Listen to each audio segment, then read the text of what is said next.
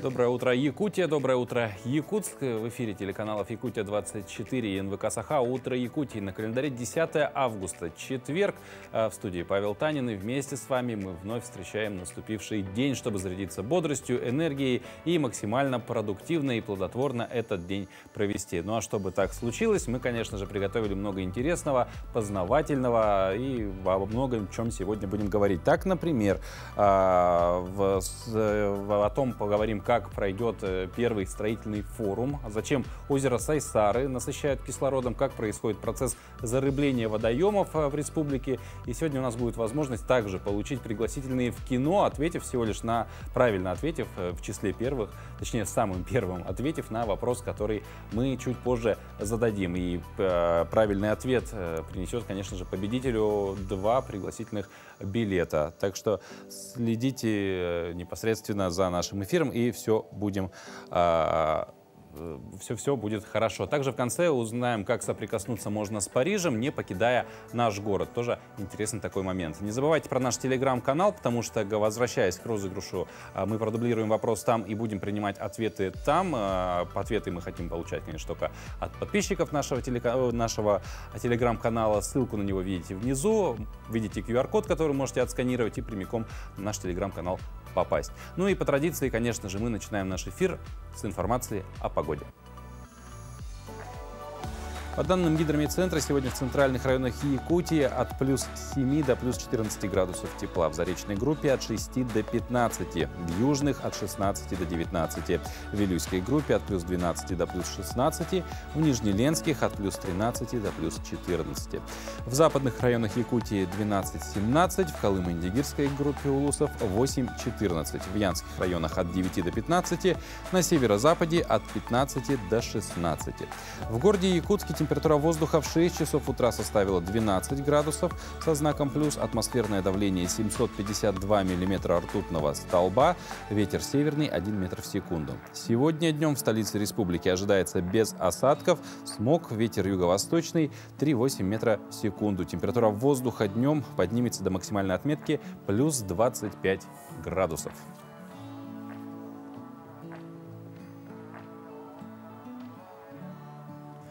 Сегодня 10 августа, и считалось, съев в этот день грушу, можно привлечь удачу. А если мучает какой-то вопрос и нужно сделать выбор, то грушу надо съесть на закате, и тогда во сне придет правильное решение. Да и в целом сны на 10 августа считались вещими. Есть сегодня грушу или нет, дело каждого. А вот чем еще запомнится этот день, узнаем из рубрики «Даты и события». На календаре 10 августа сегодня отмечают День попутного ветра, который неофициально отмечают 10 августа все искатели приключений, путешественники, яхтсмены, владельцы парусных лодок и все те, кто привык покорять стихию. По народному календарю в эту дату чтут память апостолов от 70 Прохора и Пармена. На эту пору приходится разгар сбора картофеля. Также начинают собирать первый урожай груш и выкапывают луковицы тюльпанов. В этот день отмечают свой праздник кузнецы. Этот день является неподходящим для торговых начинаний, иначе дела будут идти плохо. Высоко плывущие облака в небе предвещают сухие и солнечные дни. События в этот день. Португальский мореплаватель Диогу Диаш, потерявшийся во время бури, направлявшуюся в Индию флотилию Кабрала, открыл остров Мадагаскар. В Москве основан Новодевичий монастырь. Король Англии Карл II заложил первый камень Королевской обсерватории в Гринвиче. В Канаде совершен первый в мире междугородний телефонный звонок. В Англии была запатентована бутылка с закрывающейся пробкой на винтовой нарезке. В 2003 году на МКС состоялась первая в мире космическая свадьба. В этот день родились Степан Апраксин, русский военный и государственный деятель, генерал-фельдмаршал. Генри Нестле, швейцарский фармацевт, бизнесмен, основатель компании Нестле. Александр Глазунов, русский композитор, дирижер, музыкально-общественный деятель. Чарльз Дэроу, американский предприниматель, создатель настольной игры «Монополия». 1895 году родился Михаил Зощенко, русский и советский писатель. Олег Стриженов, советский и российский актер театра и кино, народный артист СССР. В 1937 году родился Анатолий Собчак, советский и российский государственный деятель и политик. Андрей Краско, российский актер театра и кино. Именины в этот день отмечают Ян, Юлиан, Серафим, Прохор, Павел, Остап, Николай, Иван, Ефим, Василий, Акакий, Ирина, Илона, Елена, Арина, Антонина, Анастасия, Алена.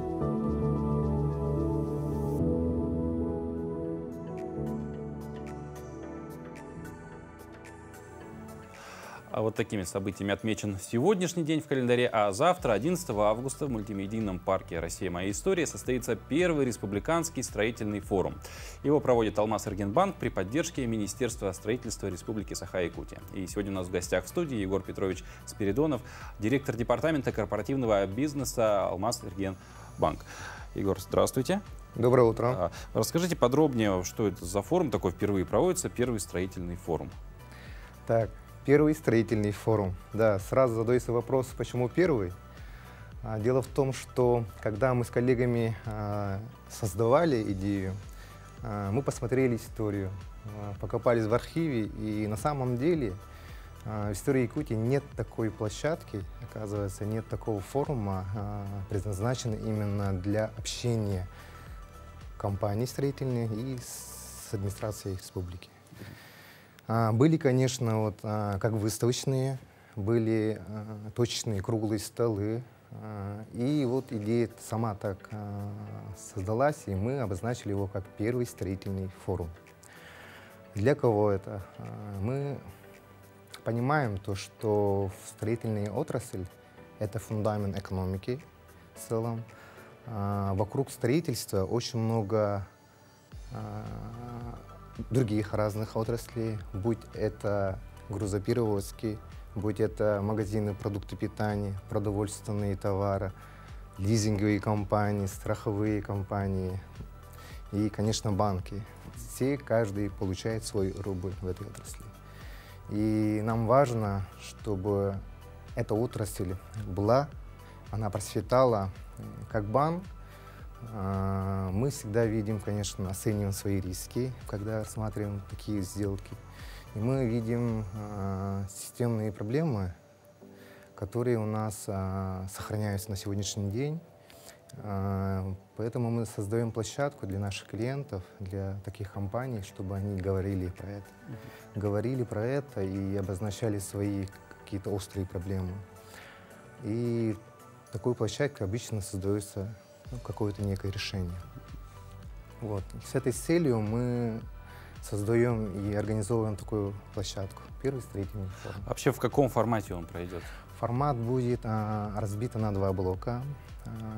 Первый блок — это в основном о механизмах финансирования. Там будет порядка 9 спикеров. Вторая часть — это о комплексном развитии территории. Там порядка 5 спикеров будет.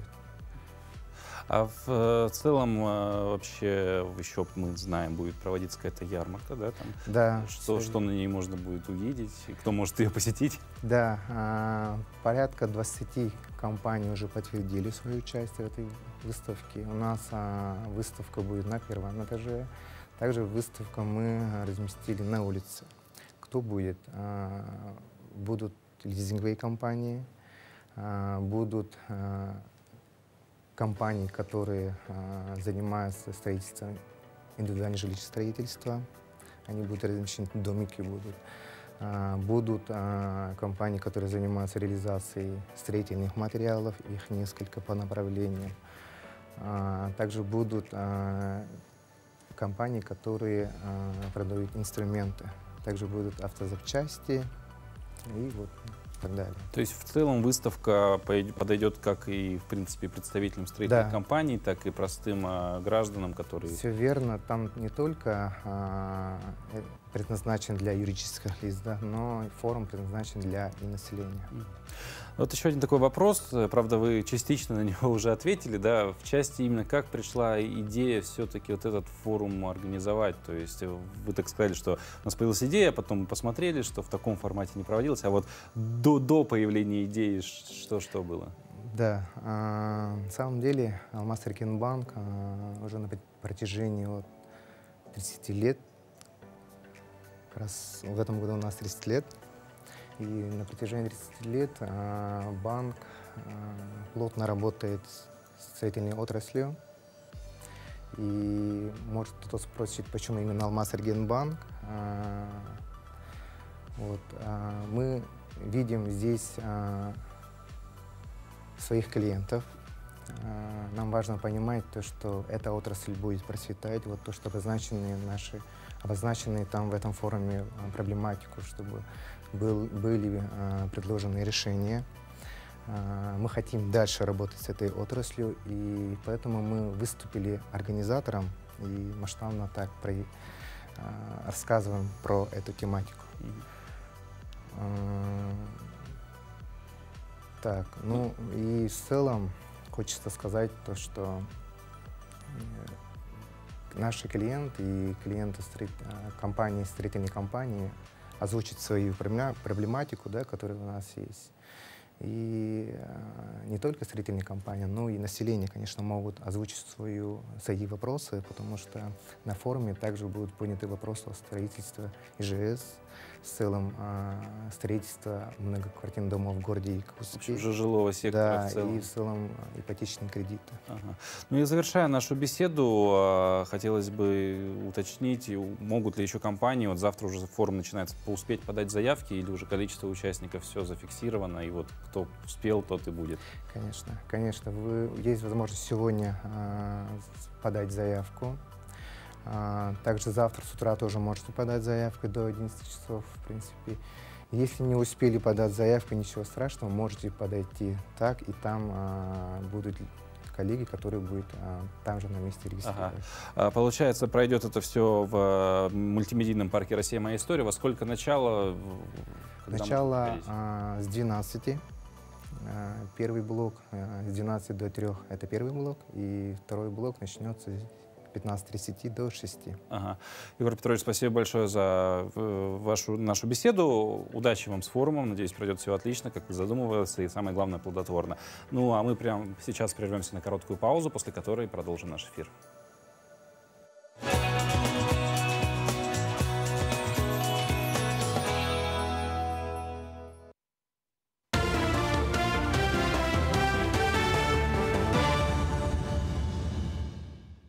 Якутия, доброе утро. Главные новости к этому часу. В Якутии создадут комиссию по увековечиванию памяти первого президента республики Михаила Николаева, которую возглавит лично Айсен Николаев.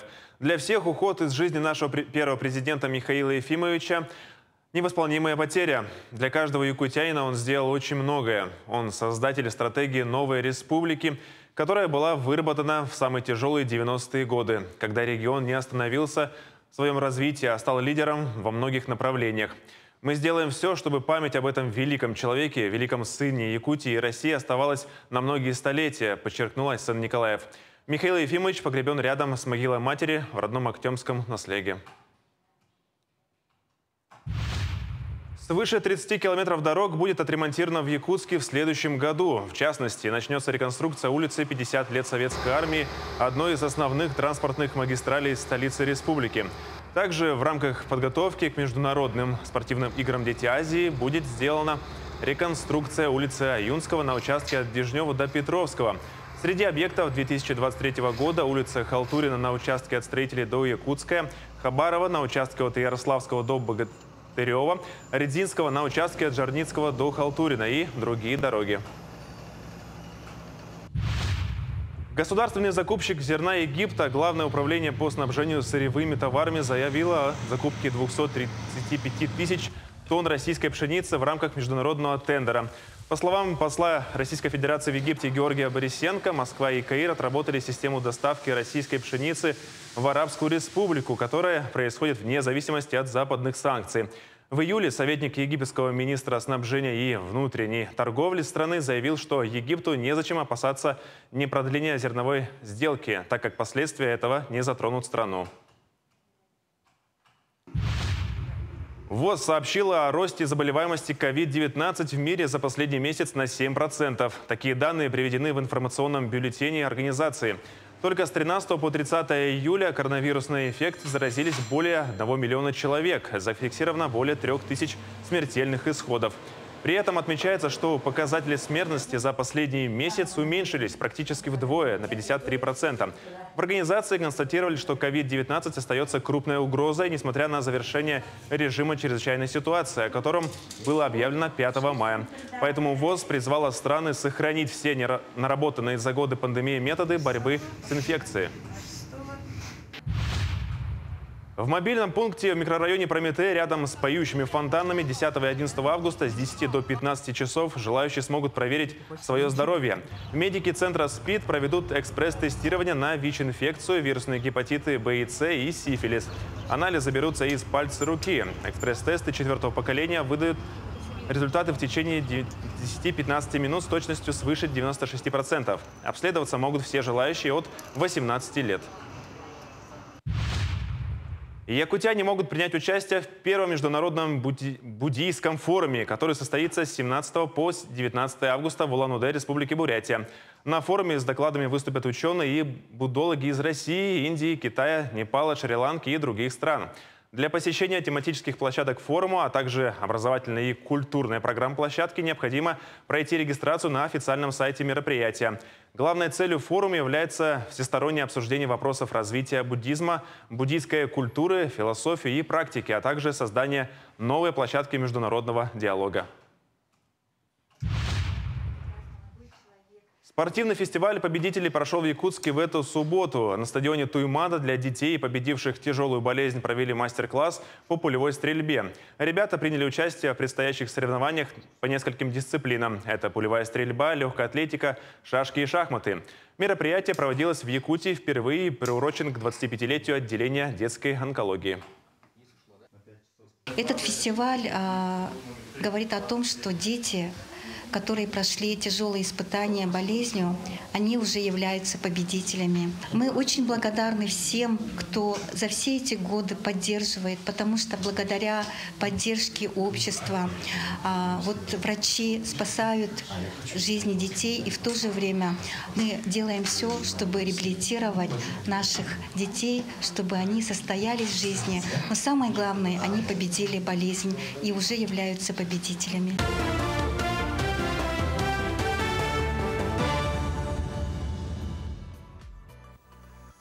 Утро Якутии. Мы продолжаем наш эфир и продолжаем знакомить вас с детьми, которым нужна семья. И в нашем сюжете вас сегодня ждет встреча с Сергеем, Ромой и их сестренкой Таней.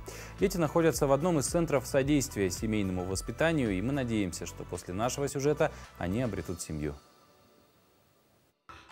Знакомьтесь, 12-летний Сергей, 5-летний Рома и их 3-летняя сестренка Таня. Садись сюда. Дети остались без попечения родителей и находятся в одном из центров содействия семейному воспитанию. Старший Сережа очень любит братика и сестренку, с удовольствием играет с ними и даже старается учить и развивать их. Давай, открывай. Давай еще раз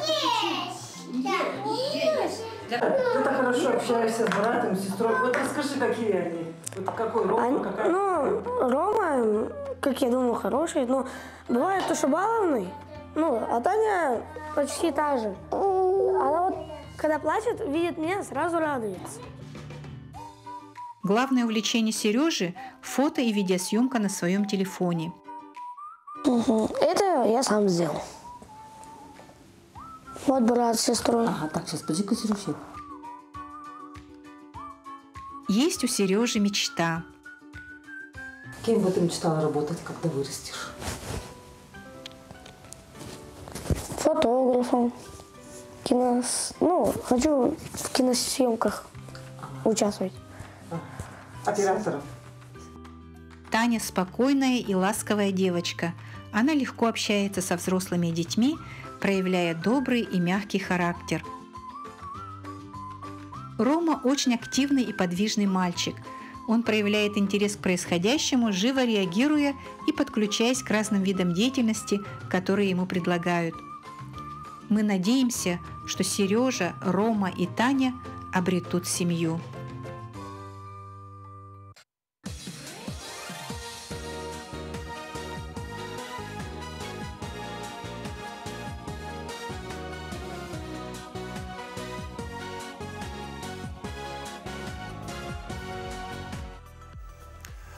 Ну а в начале эфира мы анонсировали розыгрыш пригласительных билетов в кинотеатр. Их целых 2. Вот они у меня в руках находятся. И человек, который первый ответит на наш вопрос, достаточно интересный сегодня, получит эти пригласительные. Отвечать нужно будет в телеграм-канале нашем под соответствующей публикацией с вопросом. Свои комментарии там оставляйте. Кто первый это сделает, тот 2 пригласительных и получится. Но вопрос такой достаточно, очень сложный, я думаю. Но я думаю, справиться вы с ним сможете. Итак, чем пахнет август согласно поговорке? Месяц август пахнет. То есть месяц август вот чем-то пахнет. Собственно, вот этот ответ вам нужно дать. Чем же пахнет месяц август согласно поговорке? Если вы это сделаете самым первым, то обязательно получите 2 пригласительных билета. Итоги розыгрыша мы подведем в конце нашего эфира, поэтому пока можете подумать, ответить и обязательно не забывайте подписываться на наш телеграм-канал, потому что это также наши редакторы проверят, и приз получит тот, кто даст правильный ответ и будет непосредственно подписан на наш телеграм-канал. Ну а мы продолжаем. Лето продолжается также. Оно продолжает нас радовать теплыми деньками. И все больше хочется успеть поймать лучи солнца, получить витамин D. Как вариант, можно прогуляться вдоль любимого многими горожанами озера Сайсары, которое наделено статусом «Выявленный объект культурного наследия, достопримечательное место», чистоте и красоте которого уделяют много внимания. В отличие от рек, вода в озере стоячая. Без аэрации рыбы, водоросли и микроорганизмы, обитающие в воде, погибают. Чтобы этого не случилось, озеро необходимо очищать и насыщать кислородом. До недавнего времени озеро площадью в почти 10 тысяч квадратных метров в Сайсарах оставалось без должного ухода. Но в 2022 году начались работы по восстановлению водоема. И если в прошлом году сотрудники управы соорудили аэратор из подручных средств, то в этом году у них в наличии появилась специализированная аэрационная установка. В прошлом году, конечно, у нас установка была совсем скромная. Мы ее сами собрали, в разных местах все купили, и компрессор, и распылитель. Но, как потом выяснилось, этой установки было совсем недостаточно для нашего водоема. Поэтому в прошлом году мы осенью заключили партнерство с отечественным производителем аэраторов фирмы «Салмо». Они профессионально занимаются этим. Во многих городах крупных у них на искусственных прудах производят аэрацию водоема. Кроме принудительного насыщения воды кислородом, сотрудники управы ежедневно очищают озеро от мусора. Находим разные предметы, мусор, вытаскиваем колеса, пакеты разные, каким-то образом попадают сюда постоянно. И самое главное, очистим озеро от тины, от вот этого всего природного, получается, то, что запустилось за все эти годы. А сам аэратор мы чистим раз в неделю. Туда попадают пакеты, пластик, различный мусор. Кроме того, уже осенью в водоем запустят рыб, которые питаются ряской, слоем водяных растений, которые образуются на поверхности воды. В этом году администрация Сайсарского округа планирует подавать заявку на выделение денежных средств на благоустройство береговой линии. Если жители округа поддержат управу в этом, то уже совсем скоро Сайсарское озеро станет еще одним излюбленным местом горожан и гостей столицы. Мария Кардашевская, Артем Алексеев, Якутск. Ну а подробнее вот об этой работе по аэрации озера поговорим с заместителем руководителя управы Сайсарского округа Тастигиным Петром Петровичем. Петр Петрович, здравствуйте. Доброе утро. Ну вот мы сейчас видели кадры, и я думаю, не только кадры, много людей у нас постоянно летом передвигаются, у водоемов находятся, даже если не купаться, просто водоемов достаточно много. И часто мы видим вот эту вот зеленую на поверхности озера растительность, скажем так. Из-за чего вот это цветение водоемов вообще происходит? Ну, получается, в жаркие месяцы летние, да, из-за отсутствия водообмена верхний слой водоема начинает перегреваться, тем самым образуется термоклин. Это когда теплая вода поднимается наверх, холодная опускается на дно.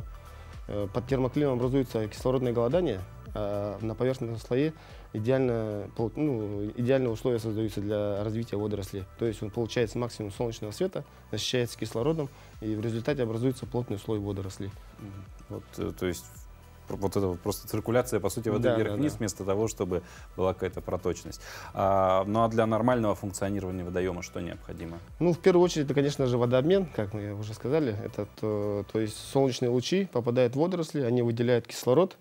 Далее водообмен тоже выделяет кислород. Рыбы поедают водоросли, образуя продукт жизнедеятельности. Далее, получается, остатки продукта жизнедеятельности водорослей и рыб поедают бактерии. Тем самым в водоеме устанавливается баланс. Ну, то есть это и есть как бы нормальная функция. То есть, по сути, внутри водоема происходит, ну, там, какая-то, можно сказать, своя цивилизация, своими правилами, которые все друг с другом очень связаны. А вот аэратор, вообще аэрация, как она производится? Вот, собственно, если в случае с озером Сайсары, да, проточность маленькая, недостаток кислорода, как это все восстановить? Ну, аэрация вообще это способ принудительного насыщения воды кислородом, да, ну, так скажем. И делается это при помощи гидротехнического устройства, называется вот аэратор.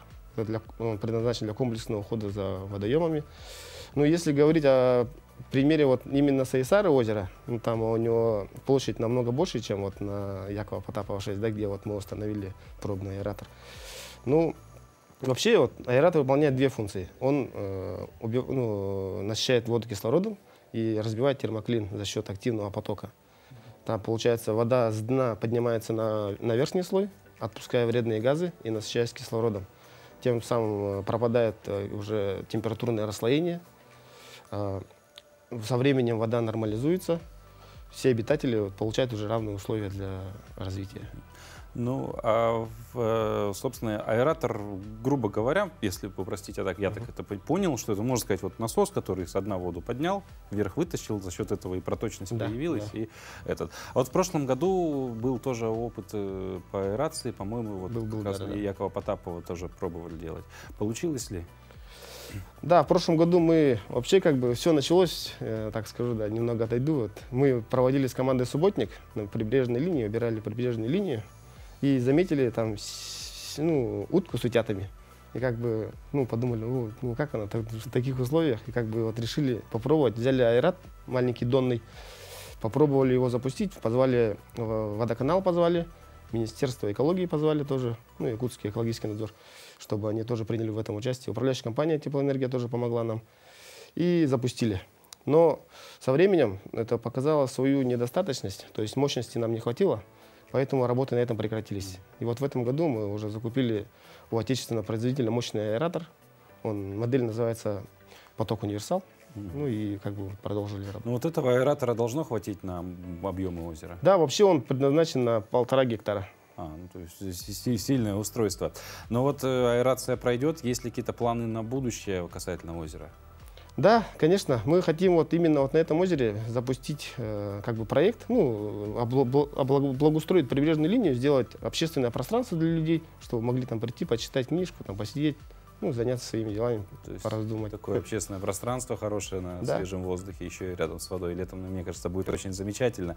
Ну вот под конец нашей беседы, хотелось бы поговорить о вообще озере Сайсары, потому что оно вот признано, как я уже сказал, и, собственно, объектом культурного наследия. Там вроде даже археологи недалеко находили остатки старого жилища какого-то. Чем является озеро Сайсары вот с этой точки зрения сегодня?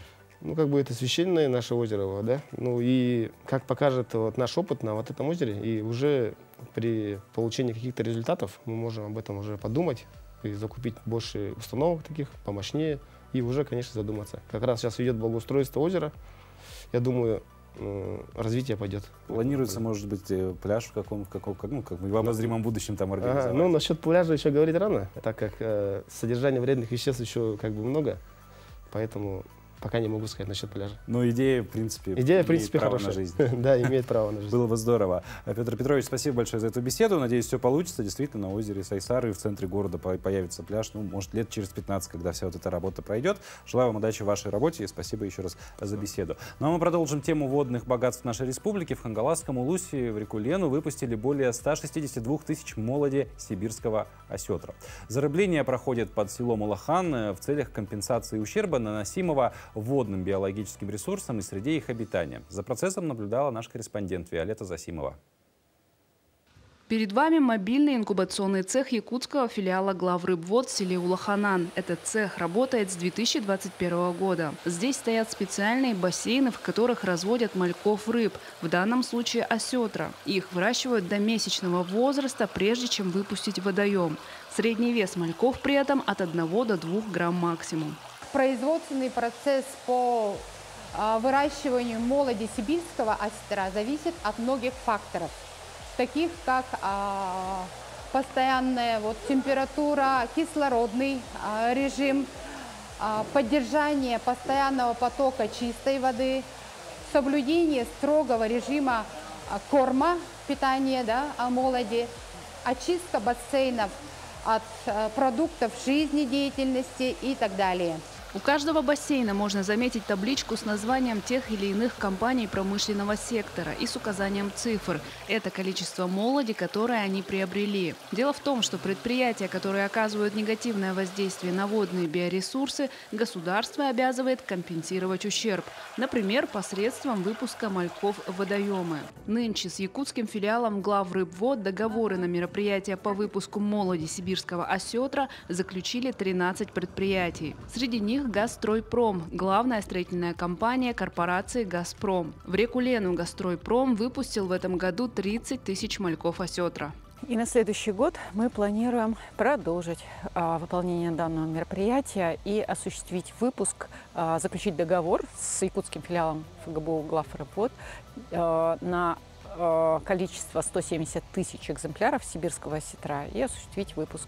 Также в среднее течение Лены в 2024 году. Если в первый год работы мобильного инкубационного цеха в селе Улаханан удалось вырастить чуть более 32 тысяч мальков осетра, то в этом году их количество увеличилось в 8 раз. Более 162 тысяч экземпляров уже выпущены в реку Лену. Объемы искусственно выращиваемой молоди сибирского осетра планируют из года в год увеличивать. Также ожидается расширение инкубационного цеха, а следом начало искусственного воспроизводства мальков других видов рыб. Виолетта Засимова, Хангаласский улус. Ну а по традиции в четверг мы уже начинаем понемножку готовиться к наступающим выходным. И давайте прямо сейчас узнаем, какие кинопремьеры ждут жителей и гостей столицы в столичном кинотеатре «Центральный» в эти выходные.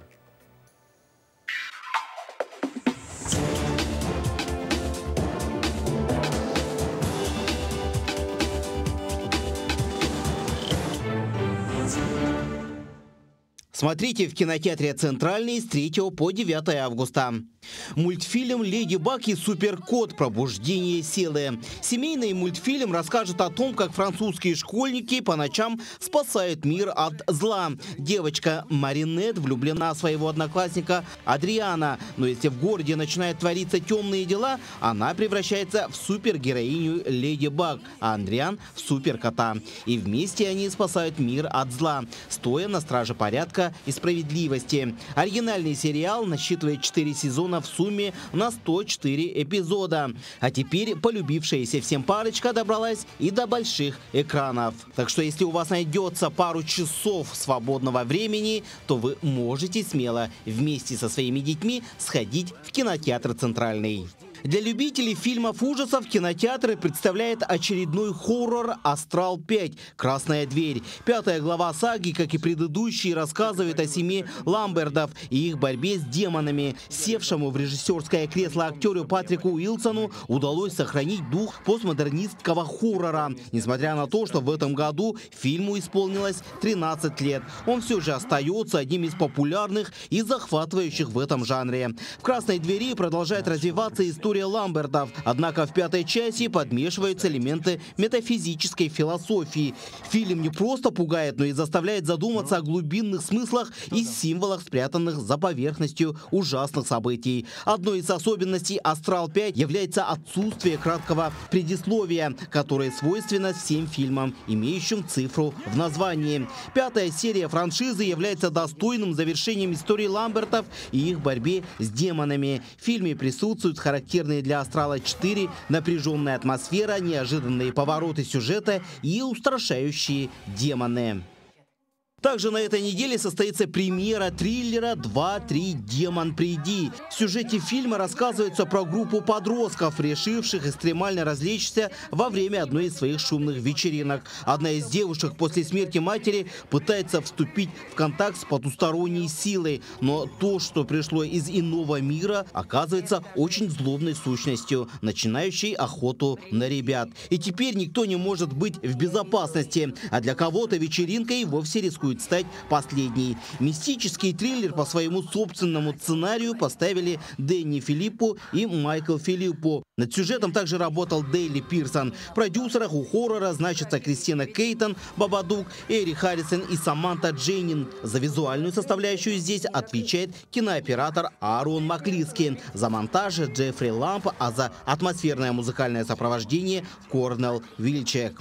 Также кинотеатр «Центральный» продолжает показывать фильмы «Корабль-призрак», семейную комедию «Баба-Яга спасет мир», «Запалыча» и остросюжетный южнокорейский боевик «Криминальный город 3. Разборки в Пусане». Всем удачного просмотра и отличных выходных!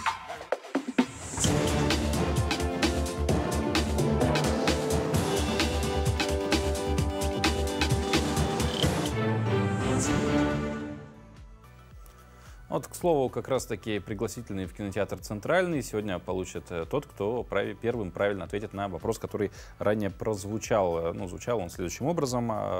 Чем пахнет август? Согласно поговорке, в Телеграме нужно объявлять. Ну а мы продолжаем. 23-й год был объявлен годом труда. Сегодня мы познакомим вас с творческой профессией. Как раз вот продолжая тему кинематографа. Кино — это тоже творчество огромное.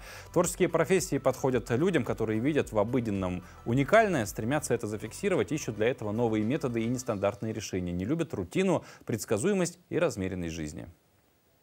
Меня зовут Слепцов Сергей, и я сотрудник отдела истории Якутского музея имени Емельяна Ярославского. Работаю в музее с 2007 года и пришел на работу первоначально в культурно-образовательный отдел на должность экскурсовода. И экскурсоводом я проработал очень долго, почти 10 лет. Сейчас уже не так часто провожу экскурсии, потому что должностные обязанности у меня немножко другие.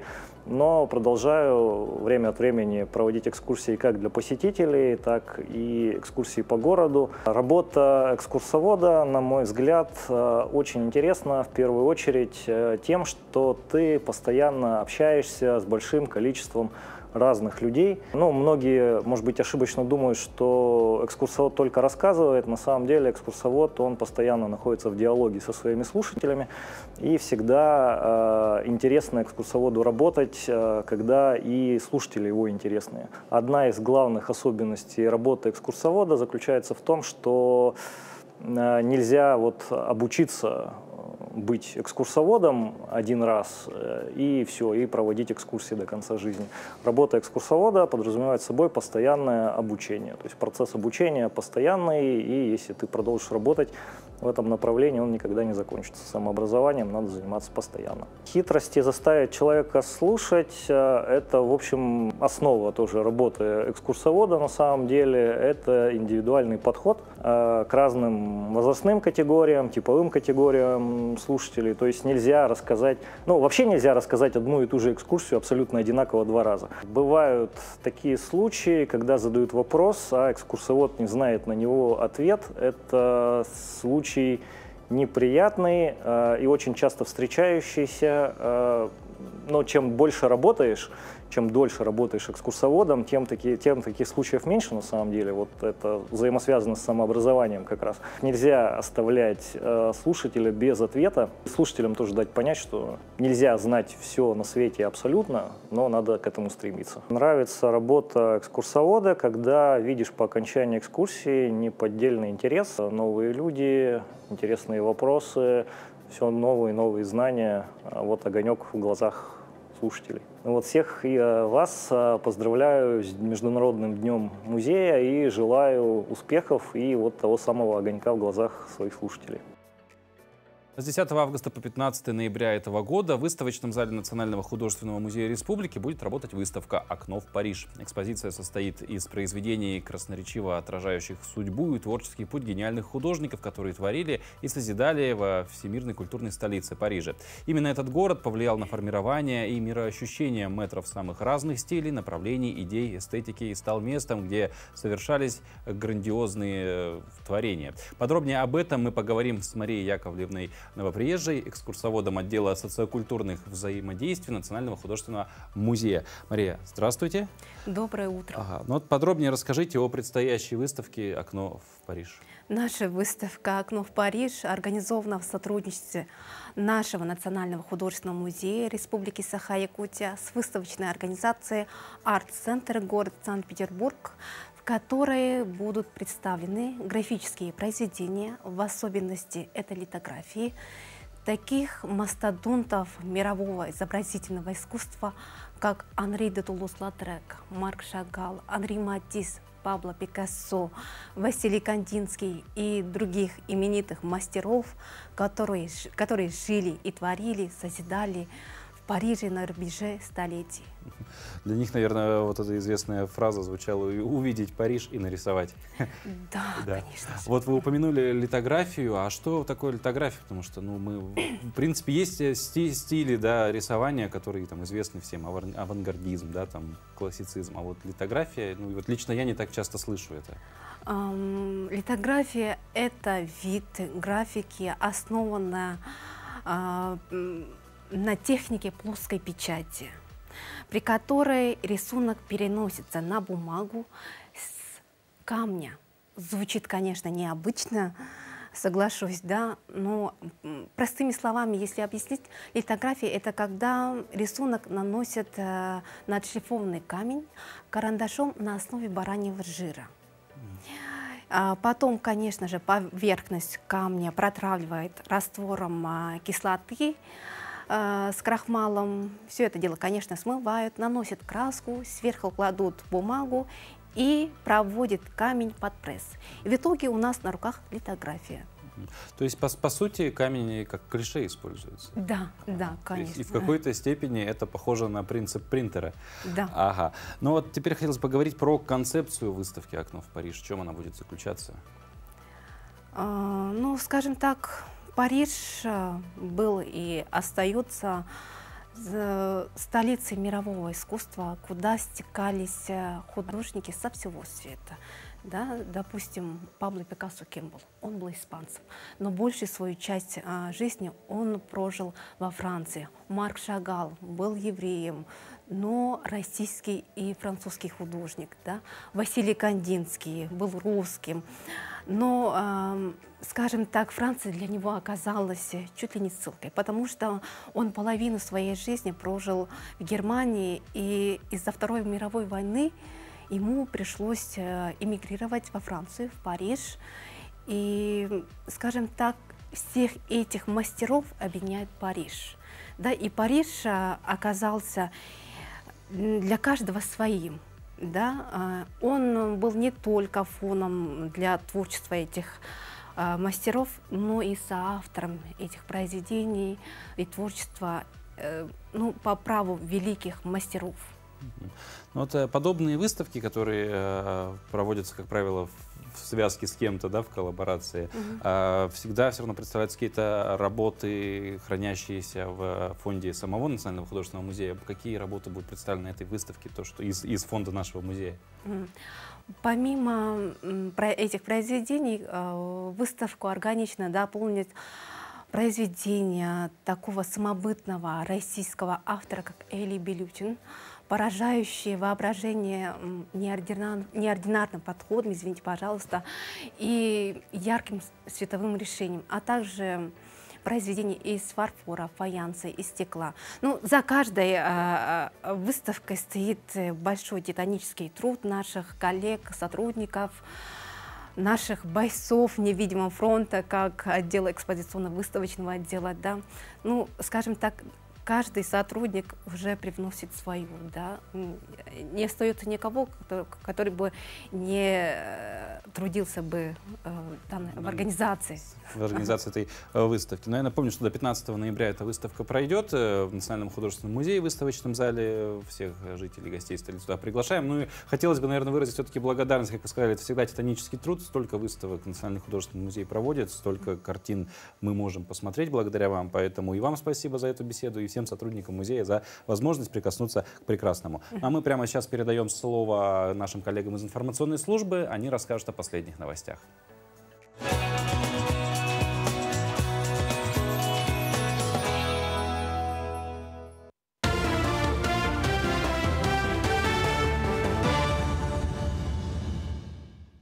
Якутия, доброе утро. Новости к этому часу. Китайская ракета-носитель Чанчжэн-2С успешно вывела на орбиту радиолокационный спутник Цюаньцзинь-Тяньцай-206 для мониторинга окружающей среды и предупреждения чрезвычайных ситуаций. Запуск ракеты был осуществлен в 6:53 по пекинскому времени со стартовой площадки космодрома Тайюань. Снимки, полученные спутником, будут использоваться МЧС Китая для предотвращения природных катастроф и ликвидации их последствий, а также Министерством экологии и окружающей среды в области сельского хозяйства, разведки природных ресурсов и лесоведствия. Центробанк допустил повышение ключевой ставки в сентябре. Такие меры предпринимаются для стабилизации инфляции на целевом уровне в 4%. Зампред Центрального банка пояснил, что основная задача денежно-кредитной политики заключается в возвращении и стабилизации инфляции на целевом уровне в долгосрочной перспективе. В конечном счете реализуется тот размер повышения ставки, который потребуется для решения этой задачи. А исходя из всех предпосылок, с большой долей вероятности потребуется более чем одно лишь июльское повышение, добавил Заботкин.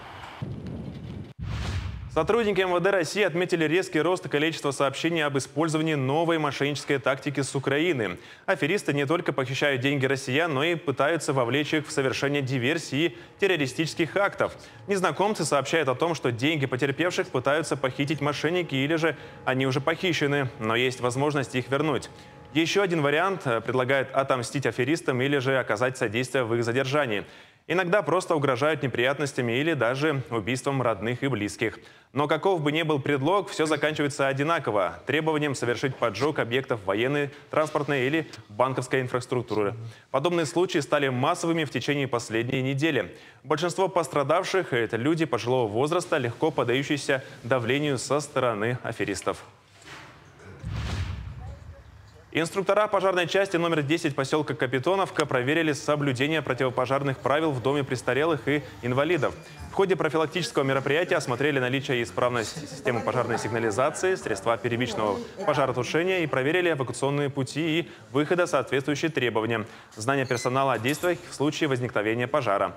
Сейчас в двухэтажном каменном здании проживает более 200 человек, половина из них маломобильные, поэтому подопечные должны быть в зоне максимальной безопасности.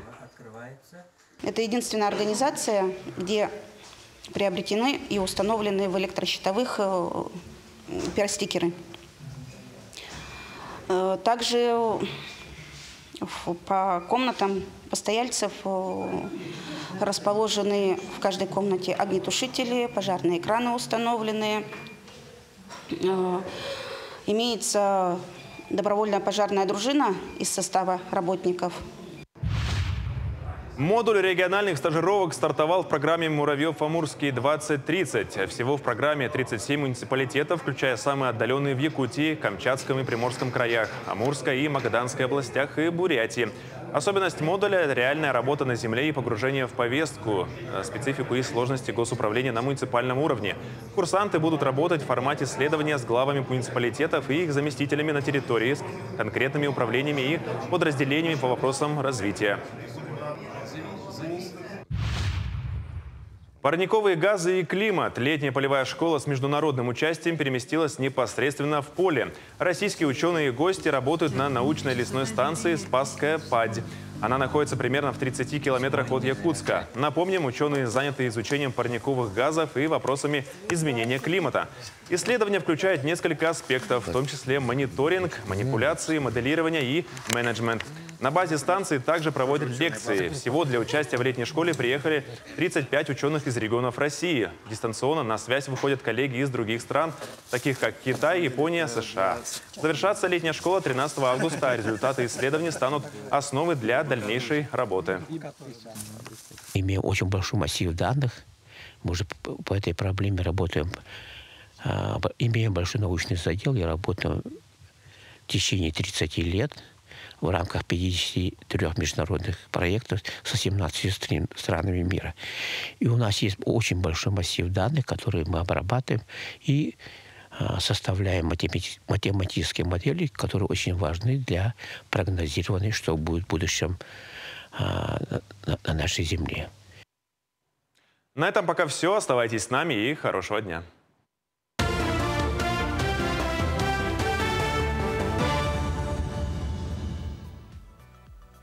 А сейчас перейдем к одному из самых обсуждаемых видео последних дней. Видео с медведицей по прозвищу Анжела из зоопарка Ханчжоу в Китае стало вирусным из-за того, что посетители приняли ее за человека в костюме медведя, стоящего на задних лапах и машущего зрителям. На кадрах Мишка машет гостям лапой и очень ровно держит спину, стоя во весь рост. Пользователи сети усомнились в подлинности животного, назвав его аниматором в костюме.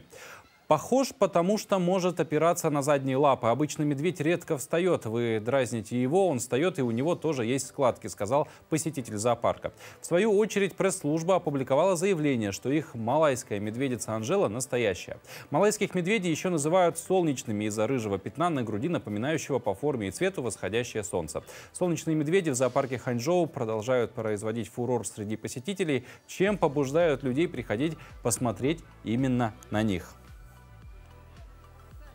Ну а мы готовы объявить результаты розыгрыша. Напомню, что нужно было заполнить пробел в поговорке «август месяц чем-то там пахнет». И вариантов было много. Был вариант дым, урожай. Ну, дым про нас понятно, лесные пожары дают все-таки о себе знать. Урожай вроде как логичное тоже решение, мед. Но в целом, согласно поговорке, август месяц яблоком пахнет. И самый первый этот ответ дала Наталья Гермогенова. Мы с вами, Наталья, обязательно свяжемся и расскажем, как получить вот эти два замечательных пригласительных в кинотеатр «Центральный». Можете в выходные кино посмотреть с друзьями, подругами или кем захотите, собственно. Ну, а в целом мы на этом с вами прощаемся на сегодня. Завтра вновь ждем в этой студии на нашем телеканале. Будем встречать уже пятничный день, пятничное утро. До встречи.